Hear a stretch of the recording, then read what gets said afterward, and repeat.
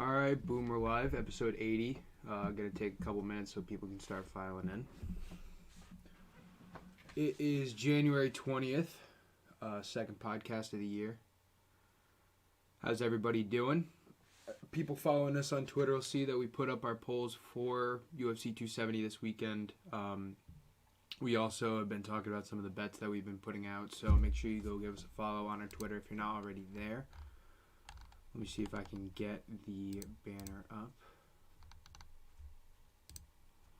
There we go. Go give us a follow over there. UFC 270 is coming this weekend. Should be a decent card. Starting off kind of light for 2022. But, that's what we expected. There's been a couple fights in the beginning of the year that have been getting moved around. Like the Adesanya Whitaker was finally finalized for 271. That had been rumored on this card a couple months ago. I know the Petr Yan Aljamain Sterling is still getting shuffled around. Obviously, the Volkanovski fight that was supposed to be with Max Holloway had to get changed to a non-title fight with Chan Sung Jung. So there's been a lot of mix-up in the main event scene for the start of 2022, but nonetheless, we have the heavyweight fight between Ngannou and Gane. That should definitely be a banger. That's going to be a lot of fun. We're going to get into that fight very in-depth today. There's a lot to talk about in that fight, and we are going to briefly go over the previous fight night that just happened, UFC Fight Night on ESPN 34, whatever it was. That was main evented by Calvin Kattar and Giga Chikadze. Calvin Kattar won by a 5-round decision to give Giga Chikadze his first loss in the UFC. One of my favorite prospects or hype trains that was in the UFC. I did not expect Chikadze to lose. When we did talk about it last week, Calvin Kattar is a tough motherfucker, and I expected nothing less than him giving 5 rounds, and that's exactly what he did, and he outstruck Giga Chikadze, which I thought was super impressive. And it really shows the gap that the top featherweights have in that division. And we'll get into all this in a minute. Austin Garvey will be joining me in the show a little bit later on, so we can get his opinion on that. Shout out to all the other MMA Complete crew. We're going to try to all get together for this pay-per-view coming up this weekend, UFC 270. Should be a good time. If you haven't gone out, put your bets down. If you haven't gone out and bought it on ESPN, I would definitely do it, because even though there are some fights that were shuffled around, there's still 2 really, really highly regarded championship fights that we are going to see.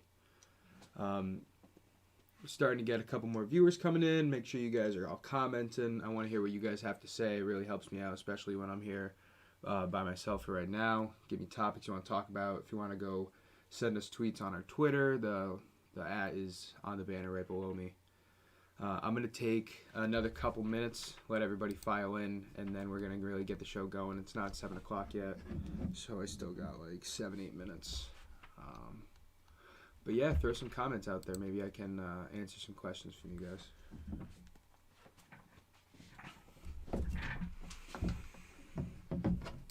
Oh, what a great one. All right, so to start the show, we were going to get into this right away, but I can briefly talk about it before we get going. So Ronald just commented asking, is this Francis Ngannou's last fight in the UFC? I saw him and Dana arguing on Twitter. So the details of that aren't exact yet. What I will say is that Ngannou wants to be and should be paid more going into any fights after this fight with Cyril Gane, and that is what the negotiation has kind of come to a halt. So I know his agent had come out for Francis Ngannou saying that he was getting paid between $500,000 and $600,000 a fight, and that being the heavyweight champion and kind of how the UFC's done him dirty in the last year, which is what I will be opening up the show with, has really played a part in him not getting maybe the buys or the recognition he deserves that would lead to him getting a multi-million-dollar contract, which he should. He absolutely should. But yeah, that's a great question. It's one we're going to be talking about very soon. Knockout of the year this year was...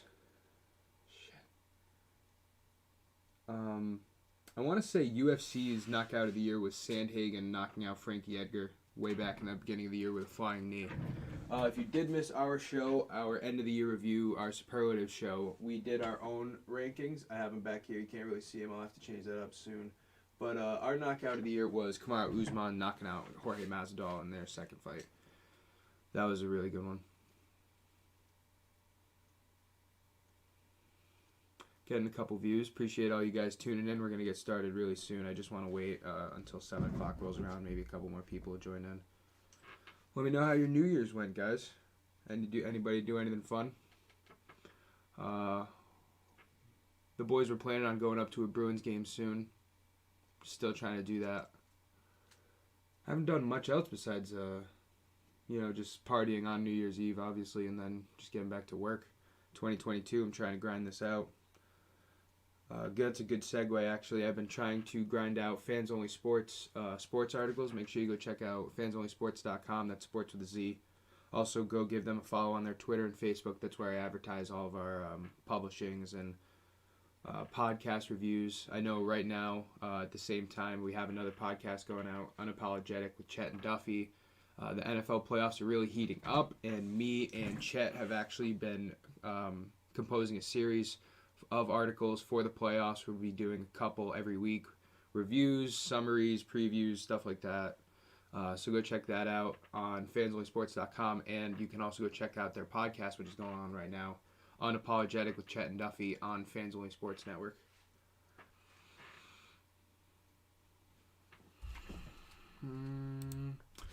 Anything else? I'm wanting you guys to drop a couple more comments. Really help me out. I don't want to give away too much of the juicy details just yet. We have 14 people in here. I'm sure you guys have a couple questions or something.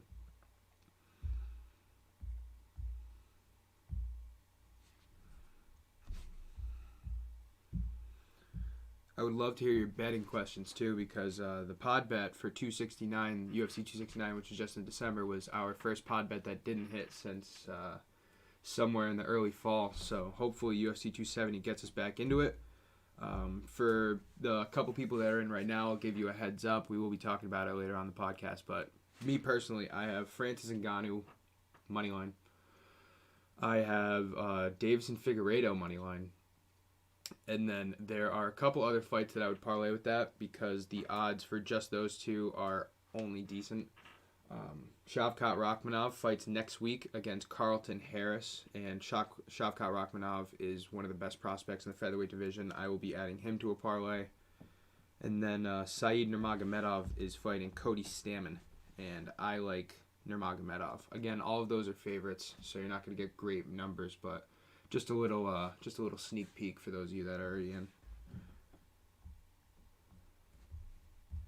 Anything pop up on Twitter? I swear to God, every time we have a podcast right next to a pay-per-view, there's some breaking news right after we actually go live. We always think, fuck, why didn't we say that? And then we end up having to tweet it out, and not as many people see it. So I just want to go over Twitter real quick to see if there's any news. Oh, that's sad to see, actually. So, Shaquille Abdurakhimov was supposed to fight Tom Aspinall in UFC 271, I believe, or it might have been a fight night right beforehand. Tom Aspinall is now out. Sergey Pavlovich will take his place. That's still a pretty good top 15. I think Pavlovich is 15. He's in the mix for the heavyweight division. Abdurakhimov is 11 after just losing to Chris Daukaus about 2 months ago. But Tom Aspinall is a young kid in the heavyweight division. I believe he's still undefeated. That was going to be a really good test for him. So I hope he didn't get too serious of an injury. Doesn't say if he did get an injury or not. Just says that he's out. I'm reading from the MMA media. Go follow them on Twitter. It's a really great news source for me.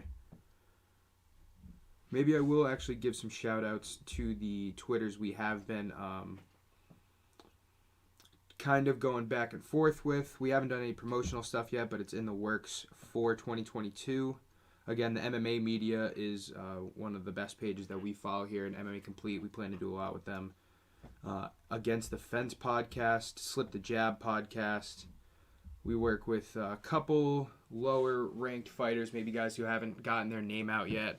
We used to work with we used to work with Terrence McKinney. we haven't been able to really get in touch with them because they have been rising to superstardom. We're trying to get back in touch with them soon. We want to do a bunch of different stuff on Twitter. So if you're not giving us a follow, that's at @complete_MMA.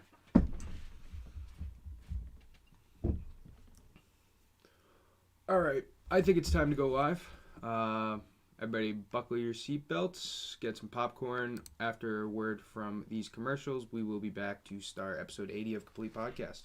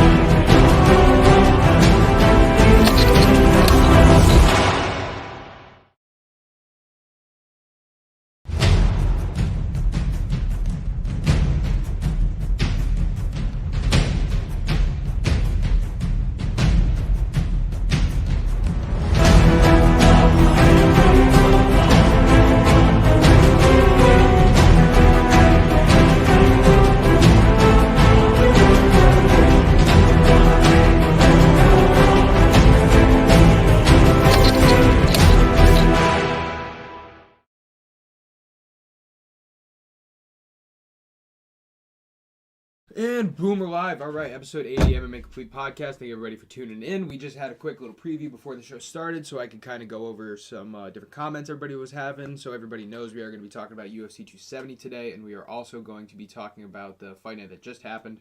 We're not going to touch on anything else because we have so much to cover in those 2 weeks, especially the pod bet coming up. It's going to be a really good show. Austin Garvey will be joining me very soon. But until then, I just want to give a shout out to fansonlysports.com. They're the ones that are letting me or giving me the platform to do this podcast. It's been a great ride. We're almost at episode 100, which we will hit this year. So go check out fansonlysports.com. That's sports with a Z.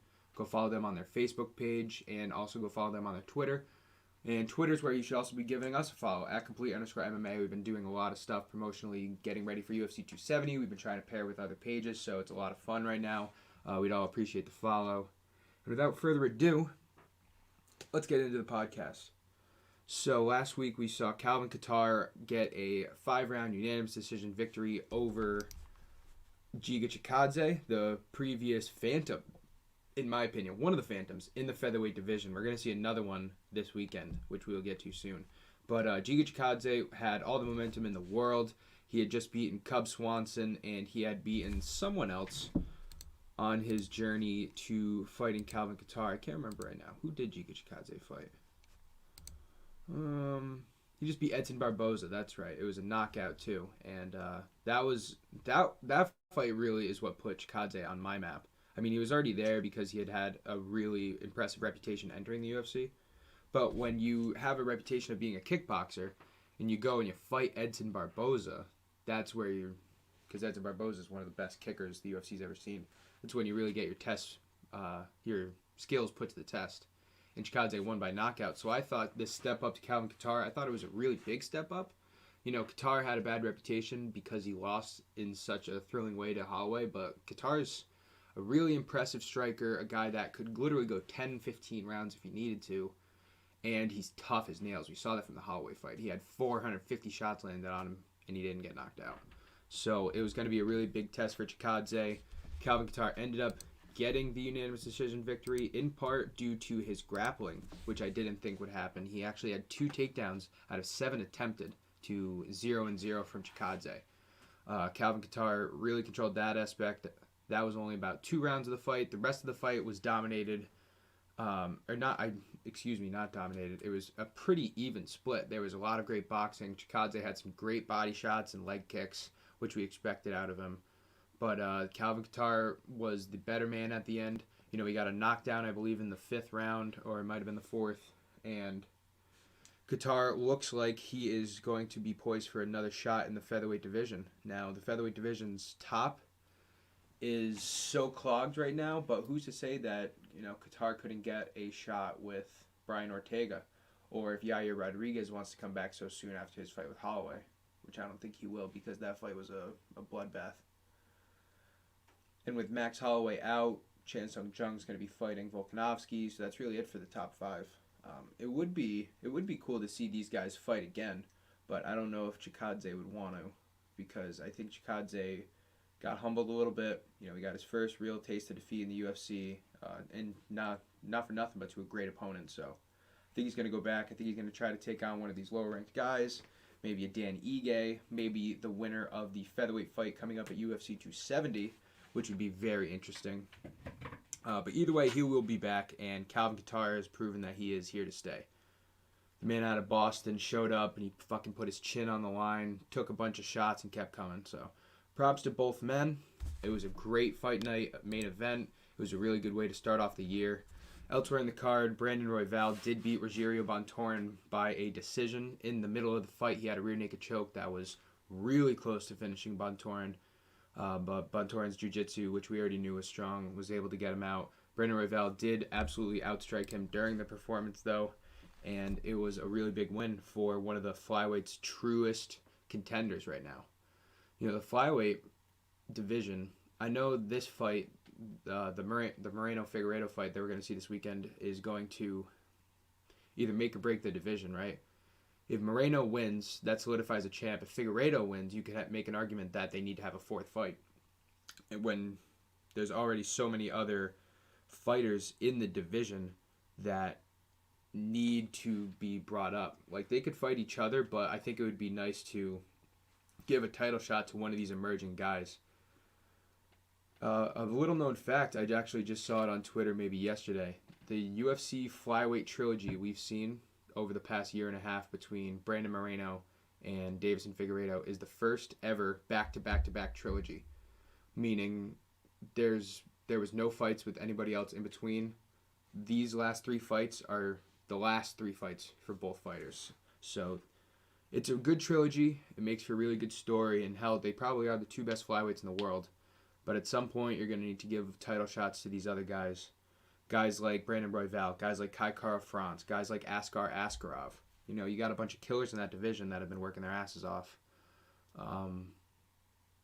It would be cool to see them fight each other, but I think that would limit the momentum and the possibilities that you could have in this division. The flyweight division, I know, has been underlooked even when Demetrius Johnson was there, and certainly afterwards. This Figueiredo-Moreno trilogy's really brought it back, if they got it did, with the vacancy that Cejudo left and this and that. But I think that, honestly, the flyweight division could be poised to have the best the best divisional year in the UFC this year. And I would love to see it, because there really are a lot of guys. Rogerio Bontorin, who just lost, he's a top 5 player, man. There's so many guys in this. Oh, you know what? I totally meant to share my screen as I was doing this. Oops. Sorry for everybody.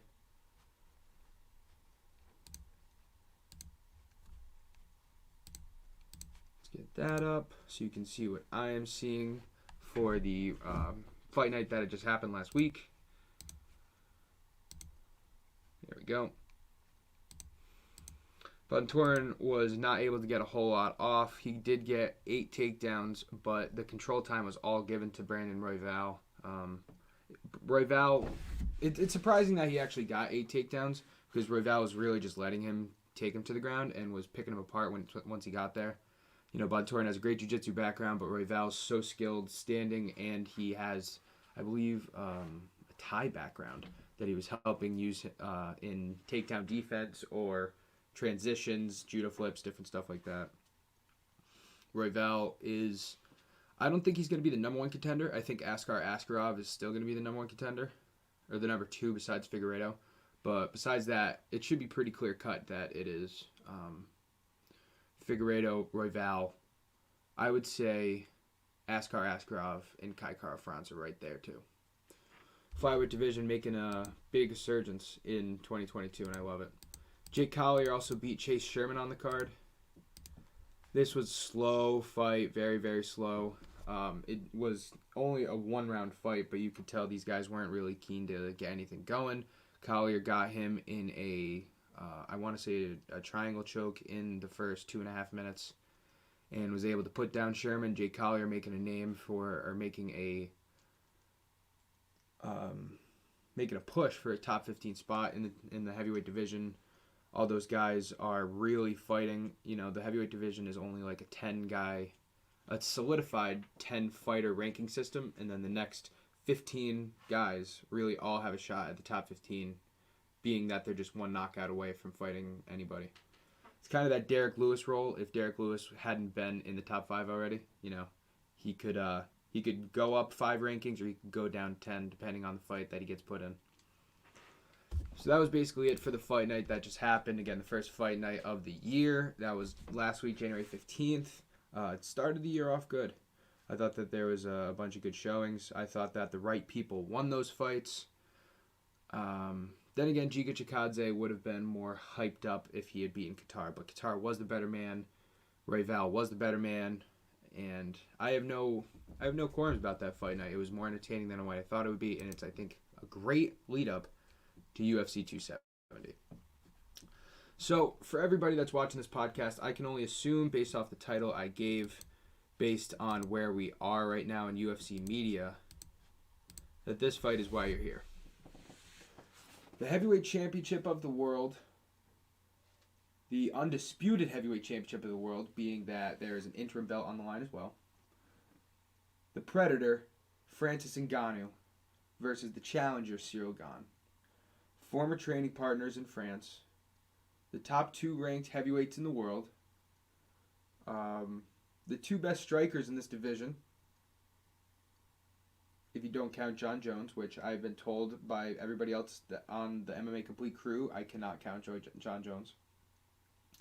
The 2 scariest men on the planet, possibly? Question mark? This is gonna be such a great fight, and it is such a good main event to build the first card of UFC 2022 around. Dana White is so smart for making this the first fight of the card.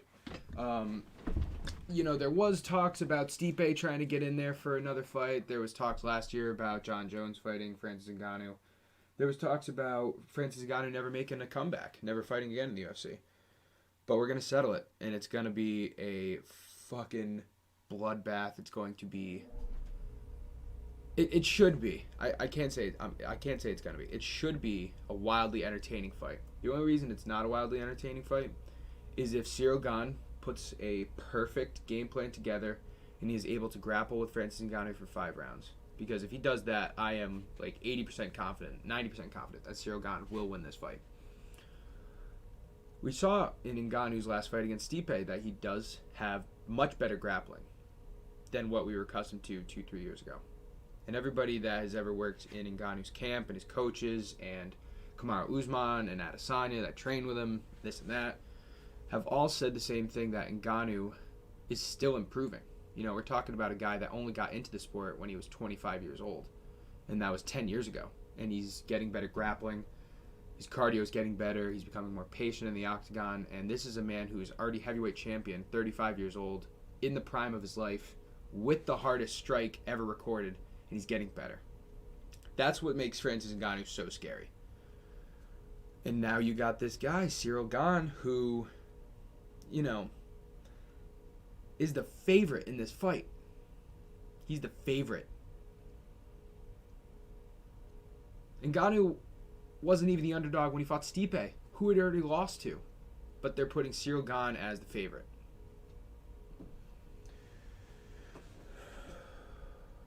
The conspiracy theorist in me, and I can hear Austin's voice saying it, they want you to bet on Ngannou. That's why they're putting the number up. You know, Ngannou started even with Gane and has now become the underdog. They want you to bet on Ngannou, which makes me think that Vegas and sports books and UFC and everybody thinks that Ciryl Gane's going to beat Ngannou. I don't see it. I really don't see it. I look at Ciryl Gane as Stipe Miocic with better kicks. And I don't think that that's good enough to beat Ngannou. I think Ngannou's exponentially increased in grappling. And I think that alone will be able to give him the edge as far as keeping the fight standing for as much as possible. And if this fight's standing, I don't care if Ciryl Gane is the best striker we've seen in the division ever, which he has a claim to. I don't know if I'd say that necessarily, but he is superiorly athletic. He's able to throw kicks 30 times a round. You know, he's super fast. He's great in the clinch. He can take you down from any spot, and he has really good boxing. He's a really great striker. But let's be frank about this, okay? Ngannou's had, in his last 5 fights, 5 knockouts, and it's taking him less than 9 minutes of fight time to get 5 knockouts. You cannot stand with this man. You are going to get your head taken off. I don't care if you're Cyril Gane. You know, at times I don't even care if you're John Jones, and that's a lot coming from me because I'm the biggest John Jones fan inside of the octagon that there has ever been. And you're going to tell me that Ngannou is the underdog when he has won 5 fights in a row and he's the heavyweight champ, and Cyril Gane's best competitor he's fought is Derek Lewis. And no disrespect to Derek Lewis, but when you're Ngannou and you've beaten Miocic and you've beaten Rosenstrike and you've beaten Overeem and you've beaten everybody, I don't know how you're going to get that scared. What's going on, buddy? Hello. Austin joining the podcast. We're going to take a quick commercial break. When we get back, we're going to continue talking about UFC 270 and Francis Ngannou.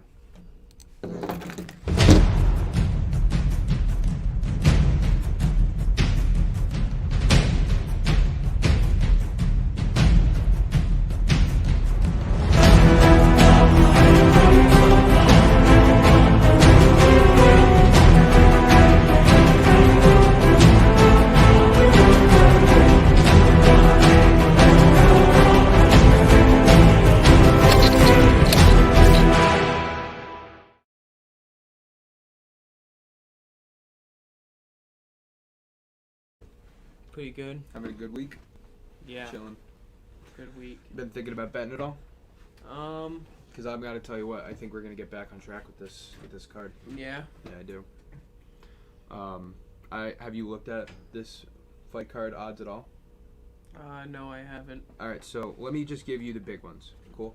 Yeah. So for this fight card by itself, and mind you, when we talk about the pod bet, which I want to get out of the way at the end of this podcast, there's a couple other fights and fight nights coming down the road that I want to add. So we might have a multi-week parlay again. Francis Ngannou, Cyril Gane. We're going to get into all these matchups, but I just want your initial reactions right now to the odds. Francis Ngannou is the underdog. Yeah, I knew that. I did know that. And I did look at they that started off even, and he's now, it's pushing 2 units. Yeah. 2 units now? Yep. And Davison Figueiredo is just about at the same odds. Wow. What do you think about... Those are my picks. That's why I say it. I'm taking both underdogs in these fights. Yeah. I am. What do you think about that? Yeah, I mean, it's definitely a gamble, but I mean... Man, it's like, does Francis want to win? It's just like... Yeah, I'm just going to go Ngannou, Figueiredo, you know what I mean? Mm-hmm. We can Pereira probably would stay away from him. You don't like Michel? Nah. Michel? I like him. Remember, he's the guy that did a fucking backflip in the middle of a fight onto the guy that was on the ground and kicked him in the face. Yeah, he can't do that, but he did it anyway. I like Michel. I honestly don't know about Andre Fiallo. This fight was supposed to be between Pereira and someone else, but it got canceled. And then there was another fight that was supposed to be in the main card between Ilya Tuporia and Charles Evlov, but Evlov had to pull out, so that fight kind of got scrapped too. The Adesanya-Whitaker rematch was initially supposed to be on this card as well, and that got pushed back. So this card, Adesanya rematch was supposed to. It was supposed to be on this card. Like 2 months ago, it was originally scheduled for it. Oh, what happened? There just wasn't. I guess Whitaker's camp was throwing cap out there about the contract being done. And he literally, Adesanya was like tweeting like, no, it's not fucking done. And then that pushed out the negotiations so more. They did finalize the contract just a couple weeks ago, so it's in February now. Oh, jeez. But it was supposed to be on this one. Yeah, there's a little bit of bad blood going on between those camps. It's 2 New Zealand camps. Yeah. Or Australia. I think it's New Zealand. Where Dan Hooker and Kai Kara France train. Yeah, they're from the same. Yeah. But what's his face fights out of Nigeria still. You saying Adesanya. Ngannou? Oh, Adesanya, does he? Pretty sure, yeah. No shit. No, I think he's in New Zealand. I think he's from Nigeria, but he moved to New Zealand. Yeah, but he still like says he's still like. Does he? Yeah. Well, you got the three But kings. his flag is Yeah. Australia. He does it in a weird way. You got the three kings. Why wouldn't you be representing Nigeria right now? Yeah, exactly. You got Ngannou, Adesanya, and Usman. I mean, 3 of the top 4 UFC fighters right now. Yeah. There's not really much going on in this card, huh? With all No, the there's not. cancellations. There's really not. There's a couple prelim fights that are alright. So what's the pod bet? Like just Ngannou, Figueiredo? Ngannou, Figueiredo from this, and then I want to also add. Is he on next week's fight night? We might have to add some for 271, because 271 is only February 12th. It's 3 weeks separate. I want to add. A long wait for. I think another fight got canceled. Cause I swear to God, I had another fight. I want to add Saeed Nurmagomedov beating Cody Stamann. Yeah. I'm always down to bet on Nurmagomedov. And then Ilya Tuporia, I'm hammering against Charles Jourdain. So that is my... Trevin Giles is fighting in this one. So is Raoni Barcelos. Oh, Trevin Giles is right here, yep. Fighting Michael Morales. He's fighting an undefeated kid. Well, it's not. It's like is. half a unit. They're both half unit. They're not Mhm. pushing 2 units. They're pushing half a unit. I mean, at this, Figueiredo's half a unit, and Ngannou's 1.3 units. It's not. this main card, it's honestly like... I don't know if you're going to get the underdog picks besides the top 2 that I really like. Like, I think all the other prelims, it's going to be a pretty easy guess, which makes me think that maybe, just maybe, we do 2 pod bets. We do 1 for the money, and then we do like a 4 or 5 person pod bet. There's not Of a lot these of undercard fights, bro. fights. There's only There's like 12 fights. 1, 2, There's 14 3, fights. 4, 5. They're just not all on 6, 7, Sportsbook. 8. You only bet on 8. Yeah, they're just not on Sportsbook or out. What's Ngannou by knockout? What's that like? What is it? They don't even have it. I am definitely putting money on Ngannou by knockout. I might sprinkle a little bit on Gon by decision, because if Gon grapples him up for 5 rounds, it's gonna be a wrap. I don't think that'll happen, but so yeah, I would say Ngannou. What do you think about? All right, we're gonna wait until the end of the show to actually do this, because I've been dying to talk to you about these fights anyway. So Ngannou Gon. Yeah. How do you see that fight going? You like Ngannou? Man, Ngannou's got to knock him out within the first round because, you know, it's MMA, so Ngannou has a more, his styles, he has a more MMA style. Ngannou's like all power, dude. He's Like, way his more well-rounded. technique, like, is Ngannou's technique, like, the greatest? See, I think when Ngannou, No. what we saw against Miocic, when he was just patient, like whatever Stipe threw at him, he had a counter for it. If he went for a takedown, he was able to stuff it. Yeah, like he needs to have the fight be brought to him instead of him bringing the fight to Gon, because yeah, it could pay off. Like he could like catch him with the right hook and knock him out. But if he doesn't and then he's winded, well then that's when all the MMA comes into play and Right. Gon just takes him to the ground and that's Gon could win, dude. Like Gon totally could win, and he's the favorite, and everybody thinks he's gonna win. Listen, he is. I said it earlier before you got I here. think He might be one of the most impressive strikers, all-around strikers, heavyweight divisions I've ever seen. think With his ability to throw body kicks and leg kicks and get separation and throw elbows. I think Gon is maybe underrated because he hasn't really. Well, he's not really underrated if he's a favorite, but I mean, like, That's the thing, though. who's he? He hasn't even fought Stipe. He Like, beat hasn't Derek even Lewis. fought- He beat. Yeah, like he hasn't really beaten anybody, and like, it's like when these people have like these big like reaches up, like they not big reaches up, but like they jump up fast, like they Look at what just they happened. kind of surprise people, dude. You know what I mean? Like honestly, like And it would be this is a bigger division, you know, like it's heavyweight, so like Right. honestly anything could happen. It's worth putting your money on the underdog, 100%, so. especially when the underdog. But which also gets me thinking, you know how many people are putting money on Ngannou? I mentioned that. I'm like, I can hear Austin saying it in my head. Like, they want you to bet on They Ngannou. want you to bet on Ngannou, Exactly. 100%. And that makes me want to put some money on Gane, right. dude. And I think Ngannou has the ability to go 5 rounds. I think he has good cardio, and we've seen him slim down remarkably from what he used to be. He used to be just this big beefcake. Now he actually is like kind of slim.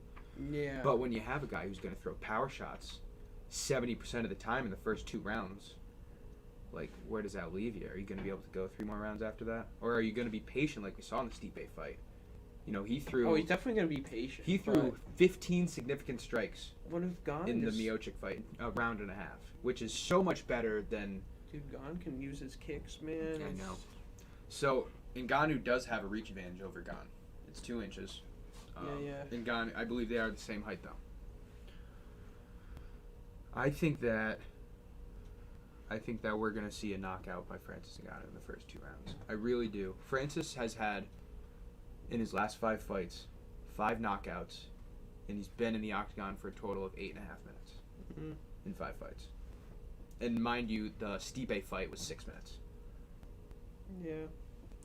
Hey man, the longer Ngannou's in there, the more of a chance Gane has of winning. 100%. And I mean that's an obvious statement, but we saw what happened with Derek Lewis. Derek Lewis was winded after 1, and then it was like picking on a kid. Yeah. It was like Gane was in there with a child. Speaking off that, what do you make of all this Francis Ngannou is going to be done with the UFC after this? Going to Khabib's. But does Khabib have a heavyweight division? Not yet. I think he's recruited fighters. I believe that he just, like, you need to obviously have 20 fighters or something to start a division. Yeah, because he's called out Ngannou. He said he'll sign Ngannou, so... Ngannou has put out a statement, or his spokesperson put out a statement that said that he doesn't want to fight for $500,000 to $600,000 anymore.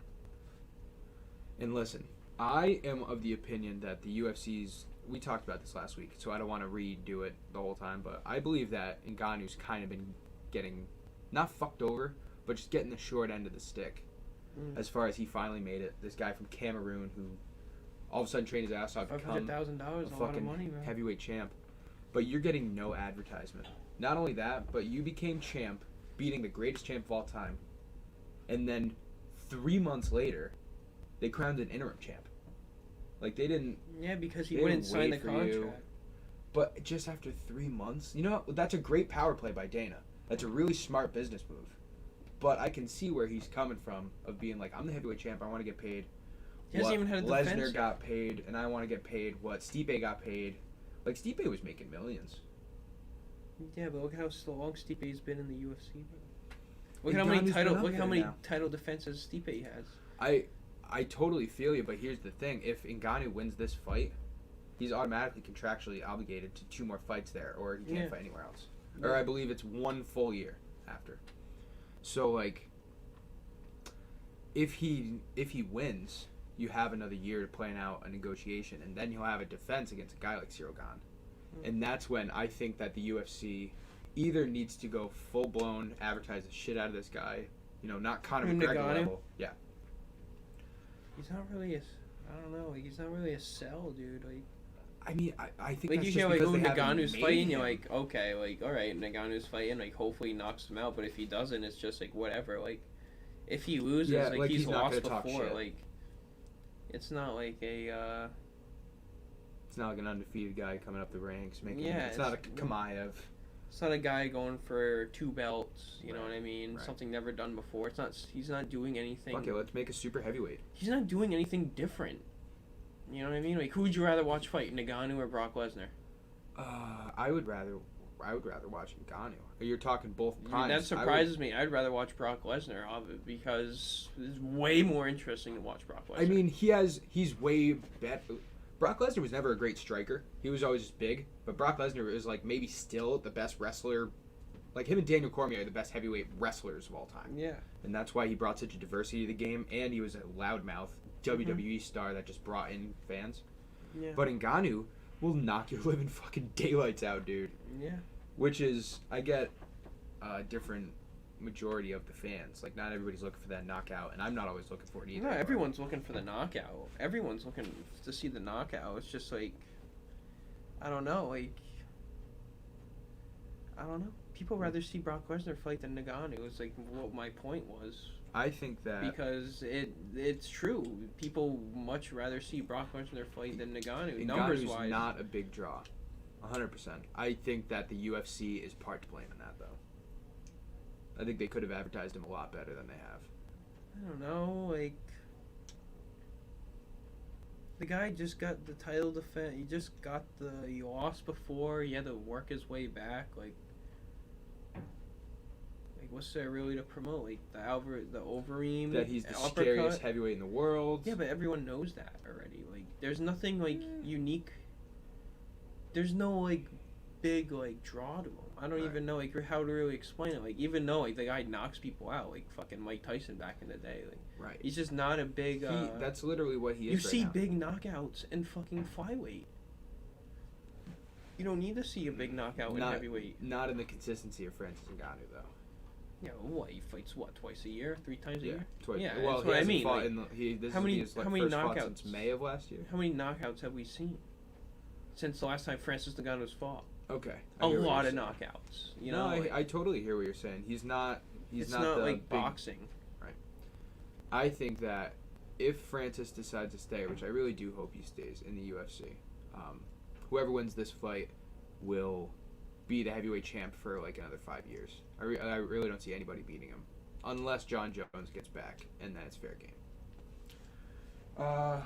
Take a quick commercial break. When we get back, we're going to talk about the other championship fight on this card between Deiveson Figueiredo and Brandon Moreno for the flyweight title. Speaking of flyweights, you're watching MMA Complete Podcast. Go check out fansonlysports.com. Follow us on our Twitter at complete_MMA, and go follow Fans Only Sports on Twitter as well.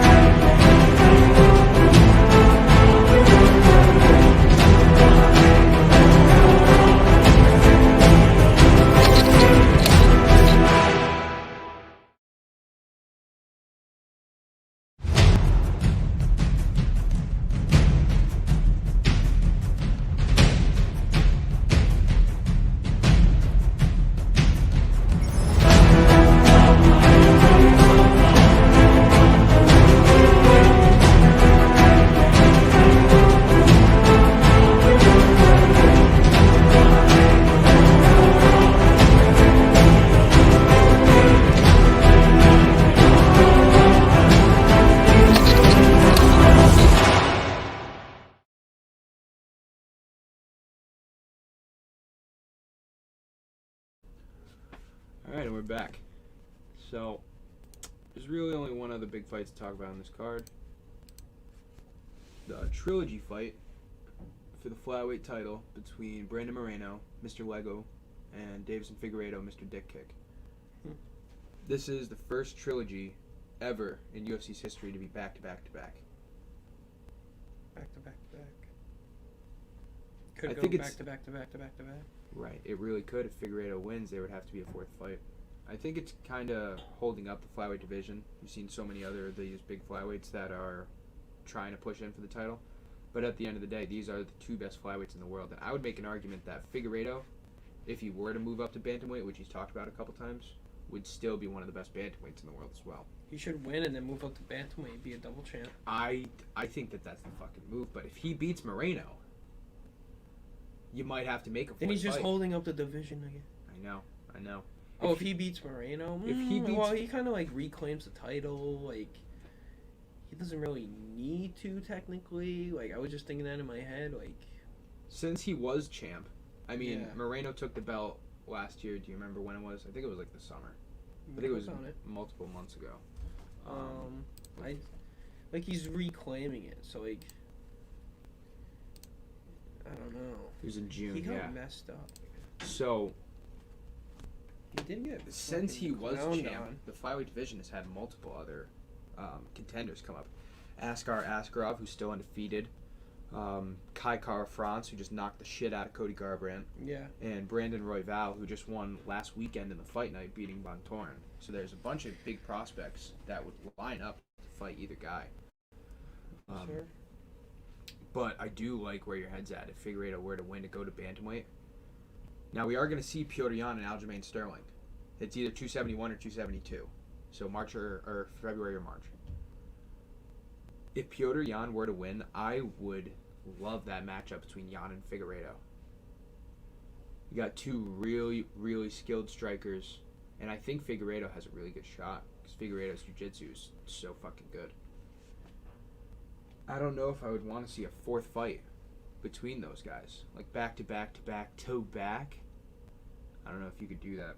That would be a hard marketing scheme. Yeah, definitely hard. Just like, how do you keep that division going? How do you keep that division alive? Like, I feel like I don't even know who else is in flyweight anymore. You know, it's Right. like, even though it's such a good division, like, well, No, it really is. Good There's division, a bunch of really good guys. kind of Like, top heavy. we've talked about Alex Perez and Matt Schnell. I think Matt Schnell was the guy that we bet on a couple months ago. He's a Schnell, super talented guy, and he's like the 8th best flyweight. Because there's really so many great Is he flyweights right flyweight? now. Which Yeah, he year? is. He fought Yair Rodriguez. No, Matt Schnell fought. I think you're thinking of someone else. No, Matt Schnell's flyweight. I remember I did all the rankings the last couple months. He might have like stepped up for a fight last year or something. I do remember us betting on him, and I think that might have been a pod bet we had. But yeah, the flyweight division is super strong, and honestly, look, I know that Brandon Moreno was doing good in the first fight, and then he got dick kicked, and he even did better. Yep. And then he picked apart Figueiredo. That was Figueiredo's worst performance. He took him out in the third round with a rear naked choke. But I think that Figueiredo is going to come back strong. There is no way that the level of jiu-jitsu Figueiredo has, the bulk that dude has. That dude, like 2 months ago, was probably 170 pounds. And now he's going to go fight at 125.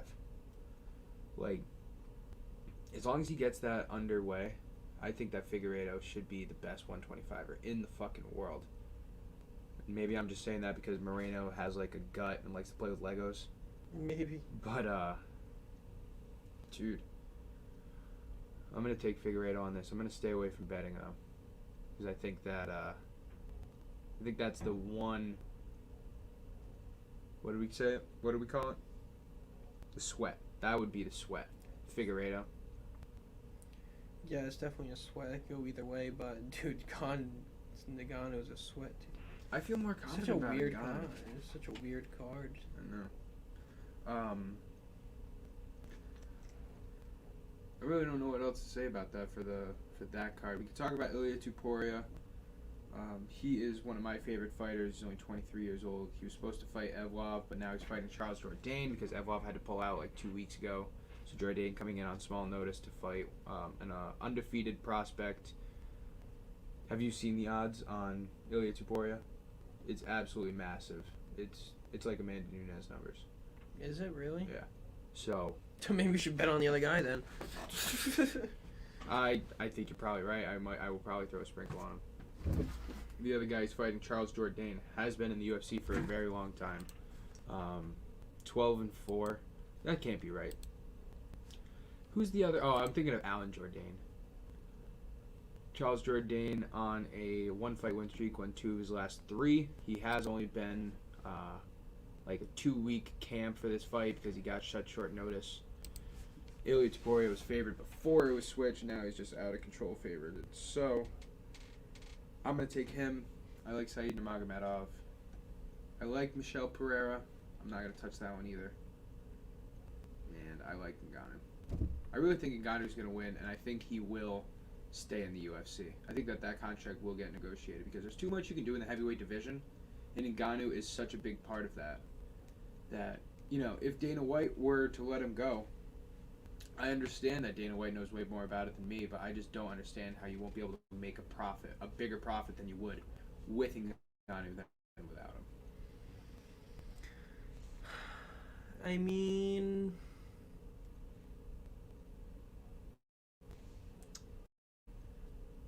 yeah, in the heavyweight division right now, I mean, who can match Ngannou's numbers right now in the heavyweight division for a pay-per-view buy? Is that what you're talking about? Sure. Like, yeah, no, I'm just talking about like the best competitors. Like, there's obviously 3 or 4 guys, and Ngannou's up there. But for pay-per-view buys, I mean, Stipe, Derek Lewis is up there. Derek Lewis would probably make similar numbers, especially if he were to get in a title fight soon to Ngannou. Yeah. John Jones, if he ever came back. And then that's really it. Cyril Gane might get there if he wins, especially if he stays undefeated. Yeah. I think Gane's. I mean, the number speaks for itself. I mean, people must be fucking. People are betting on Ngannou, dude. Mm-hmm. A lot. Maybe we should do like a cover our ass. I wouldn't. I think that's a good idea. Cover our ass pod bet. So like do a pod bet and then we'll do like a. Just do 2 different parlays with We'll do a Gane Moreno and Ngannou Figueiredo. I do Gane Figueiredo, right? Or Gane Moreno. Gane Moreno, take the favorites and then take a parlay with the underdogs. Yeah, let's just write it down. So it would be Ngannou. Well, this is our pod bet. Mm-hmm. The pod bet's Ngannou, Topuria, and who else did you say? I like Nurmagomedov. Oh yeah, Nurmagomedov. Yeah. Fighting, yeah. So him. So, and then instead of taking Ngannou, You want to hand me those papers? we'll do Gane,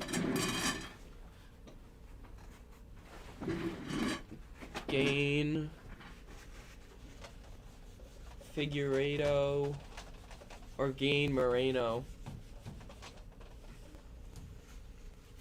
Gane Moreno and Topuria.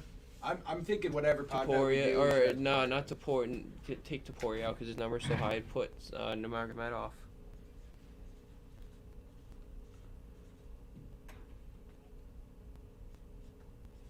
Do you still want Topuria in the first pod bet? Yeah.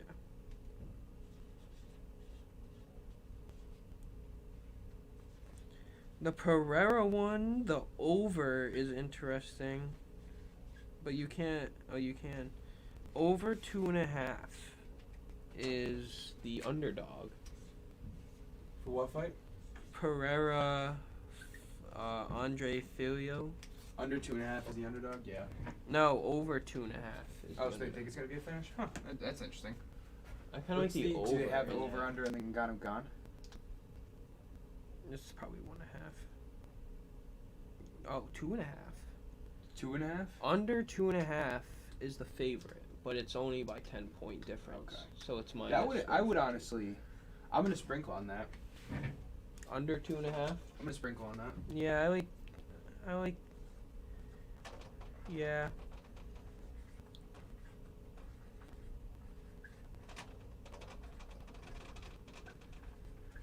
And then gotta show Gane some.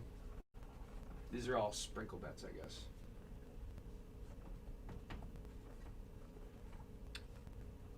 Yeah, throw Pereira on there too. This is a sprinkle bet. So we'll do 3. Do you want to do Pereira money line or the under? So Figueiredo. All right, hang on. Just so we get an idea of like what we're at, what our numbers are, and once like we can check that after, and like we don't look at them, so it doesn't affect our opinion. Yeah, we'll do that. So that's a bet. Over 2.5. We'll do another. This is another one. Over 2.5 for the Pereira Fiala. Yeah, you might as well put Pereira in that one. Have that be a double sweat.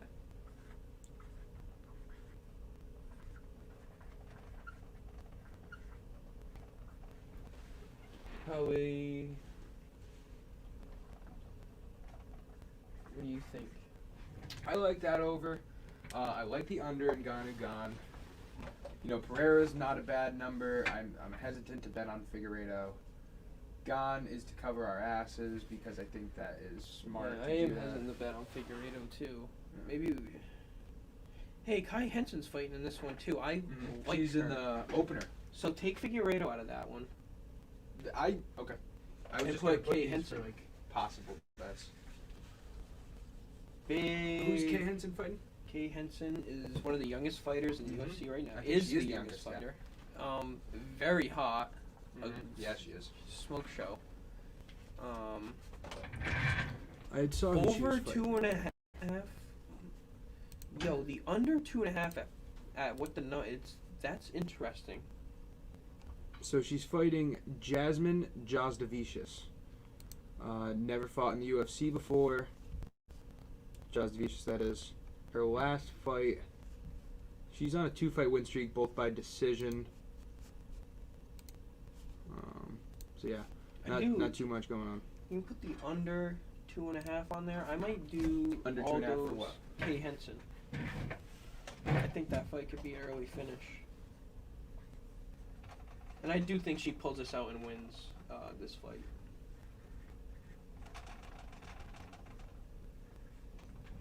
Might not be how she's supposed to name. I like that. I honestly like that. I think Kai Henson's going to be coming back. So with an And I E, think that E, Henson. yeah, an A. E. Yeah, that's fine. They get the gist. Also, we'll do one without like the big ones in it. So maybe. Well, this is good because we can add these. So here's the thing, right? If we're gonna do a pod bet, if we're gonna make these, I might not do Nurmagomedov on this pod bet either. His odds are pretty good. He's fighting Cody Stamann. Cody Stammann's better on him in the rankings. I just like Saeed Nurmagomedov. I've been talking to a bunch of people on Twitter that like Nurmagomedov. And it's Khabib's cousin. Ride the wave. Ride the wave. I'm telling you. We'll ride the wave. Tuporia, I want to add, dude, at least one of these over-unders. Imagine if we bet the pod bet and Amanda Nunes was the only one that lost. Is it worth the minus 650? No, it's not to me. I agree with you. Let's see how many numbers we get on there. Because if we have like 5 things for a pod bet, I could add it for a 6th. Because that would make the number better. If you don't want to, that's fine. I'm telling you, There's Tuporia's something gonna about win. the 5 to 6 jump. Dude, Your Tuporia balls. has to fucking win. You got balls if you Aiken. do that. Yeah. No, you got balls. The I'm under gonna is say- risky. I'm going to say right now, the over 2.5 for Pereira Fiallo is one I'm least confident about because I feel like Pereira could finish him. The under 2.5 in Ngannou Gane is good. I like that. I think that it's a 5-round a straight fight, 50-50 split because if Ngannou wins, the under's hitting. If Gane wins, it's like 75% that it's going to be over 2.5, right? Yeah. Henson, Jasdavicius, over under. I hate to bet under in women's fights. Yeah, I know. Yeah. I know. The inexperience with both fighters, which that's not a knock on either of them. But They are both Henson super being young. so young, Judavage, whatever, yeah, that name. Mm-hmm. Jasmine. Having her be the first fight in the UFC. I To kind of open like up a pay-per-view against someone who has background and has been in this spot before. I like the under 2.5. And it's not like she couldn't finish Henson either. Mm-hmm. So, yeah, I like the under 2.5. I am more confident in the under 2.5 in that fight than the Pereira. So let me ask you this. Are you really confident in any of these over-unders? The Ngannou one, since I'm going with Ngannou, I'm going to go with the under 2.5. Right. But, do I want 2 bets needing to hit in one fight? With Ngannou winning and the under 2.5? Well, you just said it, though. If you're going to take Ngannou, you might as well take the under 2.5. Or you just take the plus 130, which is a great number, and not have to sweat because we always said we're not going to put rounds in the pod bet. Not going to do it. Yeah, but we did it last time and it paid off. It would have paid off a lot more, but we went 9-0. Do you think we're going to go 9-0 with picking in this? Dude, I mean, I'm saying like we only have 8. We only have 8 fights to pick from. Right. So if we're half wrong, it's only 4 fights. You know what I mean? So What are the 8 fights again? You want to read them out real quick? 8 fights that we at least know the people. Know the people? Yeah. Trevin Giles. But you don't really know him. Nurmagomedov. Trevin Giles, Michael Morales. Trevin Giles is fighting a guy who's 12-0. Michael Morales is 22 years old. He's 12-0. He's also never competed in the UFC before. Welterweight. It's interesting. It's interesting, but Let's see what his method of victory is. He has UD, knockout, doctor stoppage, knockout, submission, knockout. So he's a pretty good fucking striker. He's only 22 years old. Might have the jitters. Trevin Giles is it's not wildly experienced, but he has been in a bunch of fights in the UFC. He's 29 years old, 14-3 record. Raoni Barcelos is also fighting. Barcelos is fighting Victor Henry. Barcelos is I can't remember the last time we saw him fight, but we did win money on him last year. When he beat Khalid Tau. Should we ride the wave? Should we ride the wave with him then? I don't know, man. So Barcelos, I want to say, is like 6-1 in the UFC. His last fight was his only loss. He lost to Timur Valiev by a unanimous decision, and it was a super close fight. Super fucking close. It was a split decision, actually. And he's fighting Victor Henry.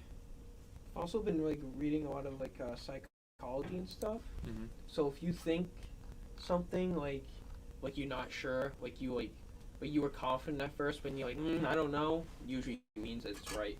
Okay. I would throw Barcelos in the mix of, if we just want to call that our shot. Maybe we put money on, maybe we don't, but I would definitely take Barcelos if we're just taking picks. He's minus. It's like 3, right? No. 5. Okay, well, all right. So Barcelos, that's just like Tuporia. If we're not going to take Tuporia, we're definitely not fucking taking Barcelos. Maybe take both then. But One of them. One of them loses. There we go. Okay. So yeah, we got. I mean, I would say Trevin Giles just because Morales is so young, but I'm totally not taking that pick because Morales is a young kid, 12-0. He could come in a storm, catch Giles by surprise. So this is interesting.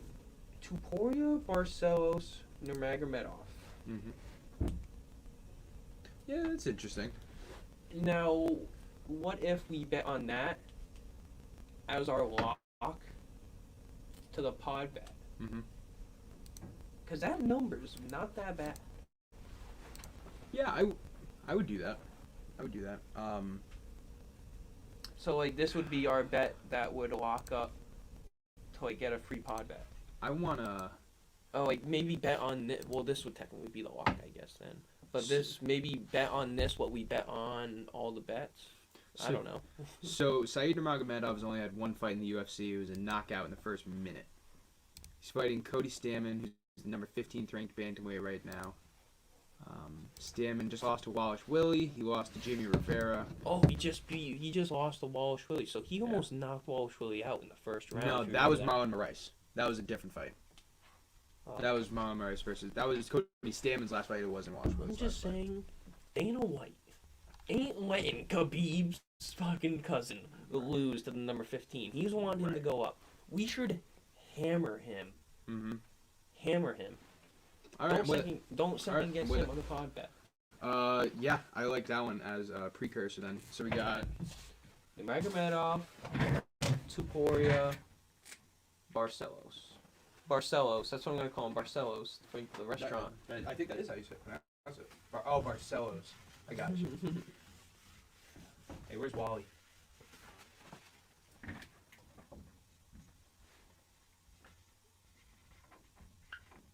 I think I spelled it wrong there. I think this is how you spell it. Yeah. Magomedov and Barcelos. You could have just wrote his first name, Saeed. It's so much easier. Alright, so that is a lock. We're going to do that. Now that's the lock. Before the lock. Oh, shit. Sorry. That's the lock before the lock. That's the safe bet. Yes. Now, do we want to have a backup for that bet? Maybe this is what we should start doing. I think that is our backup. Now, I don't think we can back a backup up. We can back up. Okay. So, because of those odds are so huge. Now, if you were to pick one to lose, Barcelos or Topuria, which Barcelos. one loses? You think Barcelos loses? I think there's no way Ilia Topuria loses. The only way, though, it's so weird with fights that are short notice, because sometimes, that guy does win, but it usually goes the distance, and Topuria's probably going to win distance. Right. That's actually a good question. Is the over-under on that out? Is it 2.5? Because Topuria finished Ryan Hall in the first round for his last fight. That's Topuria? Yes. Remember how Ryan Hall was on the ground trying to break dance and shit? 1.5. The over is 1.5. Over 1.5 is the favorite. So under 1.5 is the... And reminder, he's fighting a guy who's coming in as like 2 or 3 weeks notice. Because he was supposed to fight someone else. Yes, but we've also thought this like 3 times before, and it's always gone over. Every time. Let me triple check that Evlov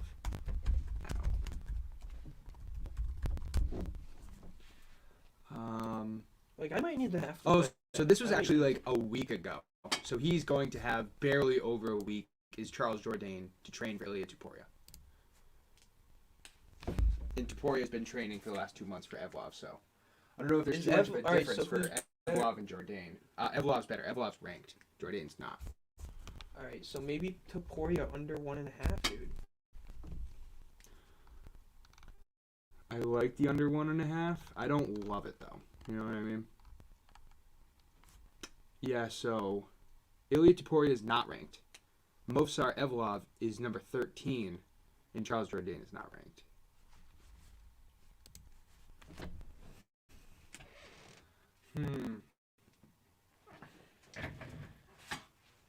Yeah, that was Topuria's last fight when Ryan Hall was like, trying to break dance and shit on the ground, and Topuria just literally got on him and just beat the shit out of him.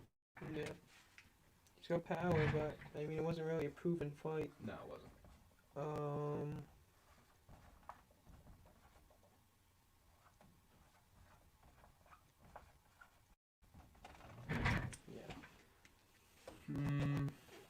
So, if we'll take Barcelos off, put Victor Henry on, just for shits and giggles, with Saeed.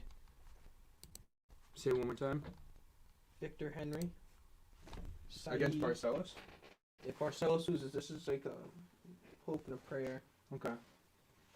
Yeah, this will cover us, and plus, it'll be Henry has way better odds, so if it does hit, it'll actually pay. And we will do... What do you want to do for the third one? For the third backup? No, for the third pick. Saeed. Are we not doing Topuria under Magomedov and then Henry instead of Barcelos?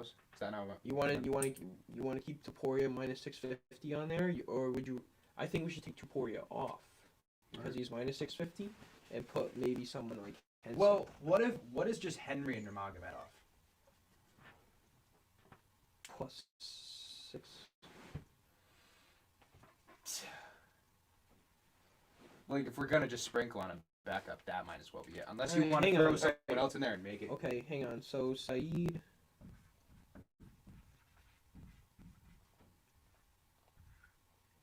We'll do Barcelos.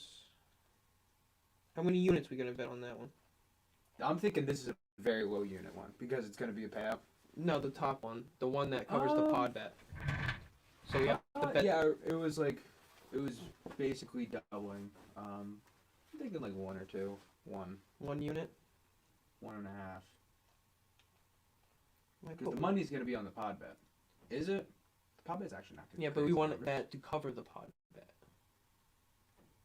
Right, and if we do. So we want. So we're gonna get our money back. What we win. I usually do about 3 or 4 units for a pod bet. So if we do 1.5 for that one and it hits, that would cover the pod bet. Right, a 3-unit pod bet. Yeah. That's good for me.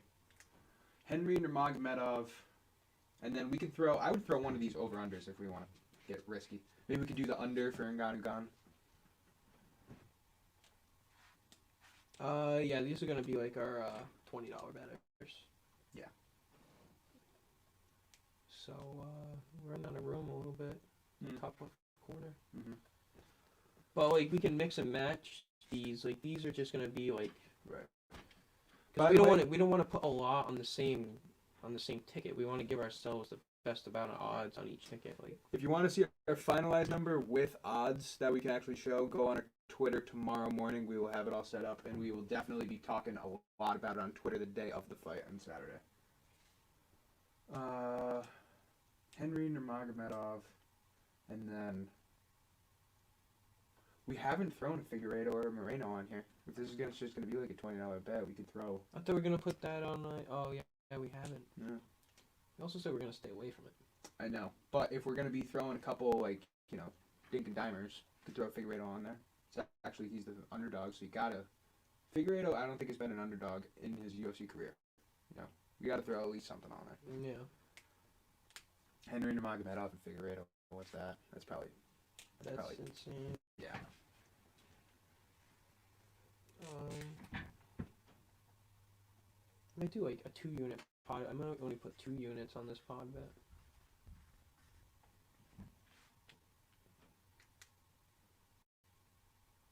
I don't even know. I don't really got money going around.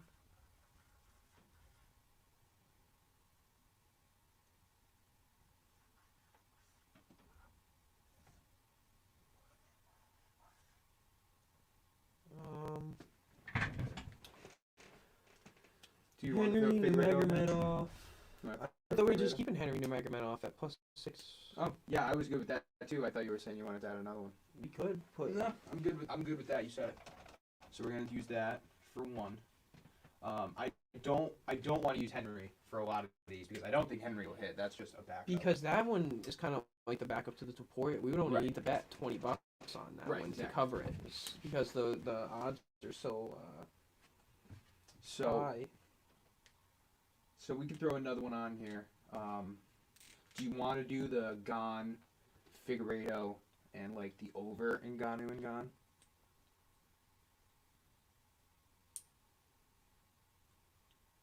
What is Gon in the over? I don't really want to bet again. I know you like covering, but I hate betting against myself.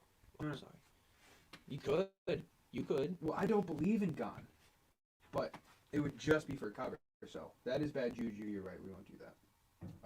I'm straight. I'm just saying. I believe I'm riding the wave. I'm just gonna ride the wave. Okay, so pod bet. We got some backups. We've been talking about some good bets that we like for the card. What is the final pod bet we're gonna do for today? Final pod bet 8:01 on a fucking Thursday night. Ngannou. Francis Ngannou Is on the pod. Saeed Nurmagomedov is on the pod. Saeed is on the pod.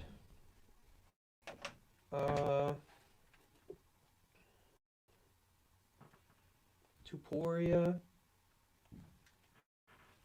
Or do we do Barcelos with the better number? I would so much rather Tuporia. I'm just so much more confident in him.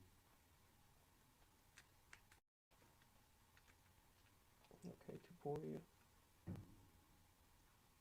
We're at +3. Okay. That's good. That's decent numbers for those. I didn't think it would be that high. Oh, I guess Ngannou and... Is Nurmagomedov a favorite? I think Nurmagomedov... He is a favorite, yeah. Yeah, okay. 2-unit favorite. Could throw... 0.9 unit, whatever you want to say, but...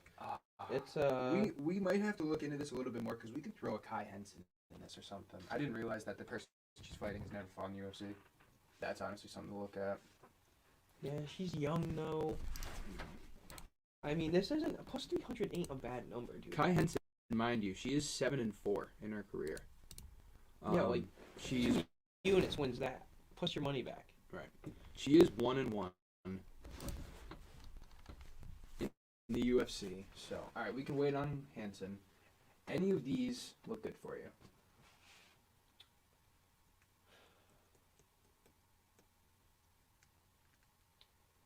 Yo, the over-unders, man, they're just so risky. Like, we were so lucky. We hit, you know what the over-under we hit was? The Curtis Blades Rosenstrike fight. That's when we were fucking sweating about. yeah, and that one fucking hit, dude. Yeah, it did.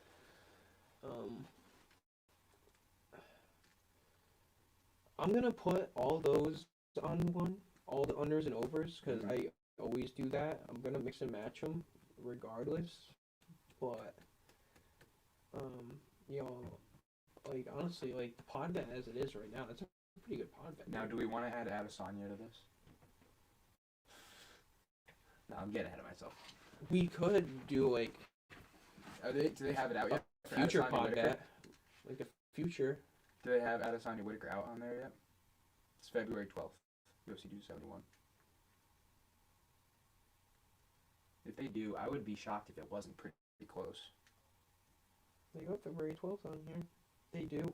Adesanya minus 2.7. Really? Yeah.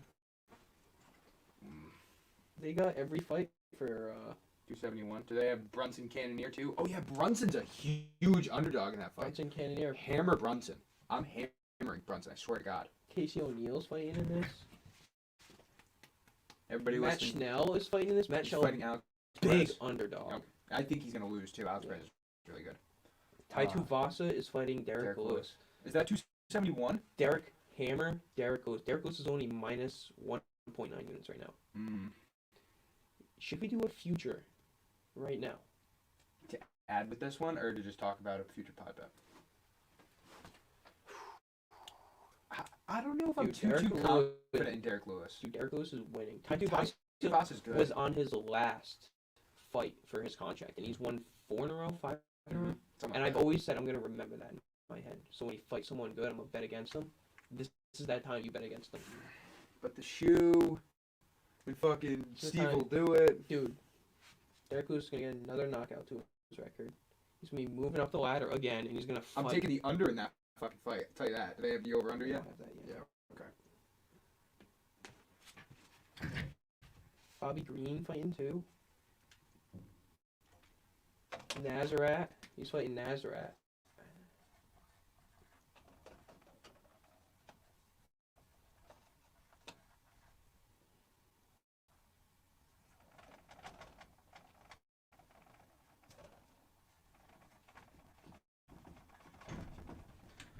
Alright, so I like the under for Luis Tuvasa. I really like Derek Brunson, especially where he's at right now. I think that line's just going to get closer because I don't believe in Jared Cannonier, I swear to God.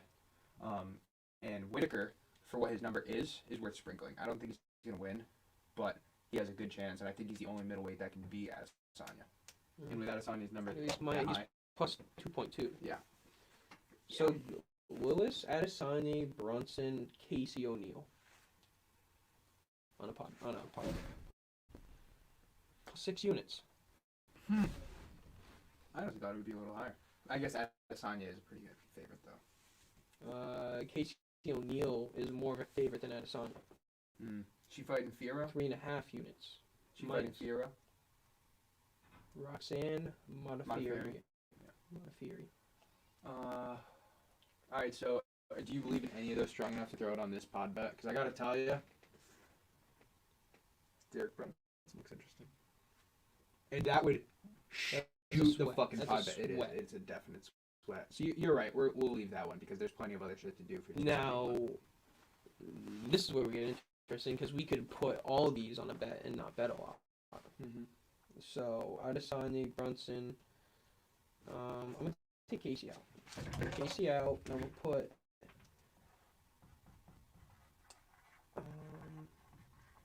Whoa. Why'd you get rid of Brunson?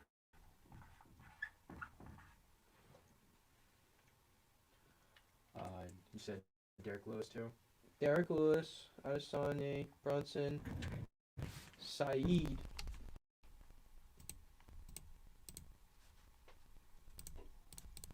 Sorry, stream. I have not been on 271. I've been on Fighter Profiles. Tuporio. Are you sure? And keep Luis Tuvasa's on this card? Yeah.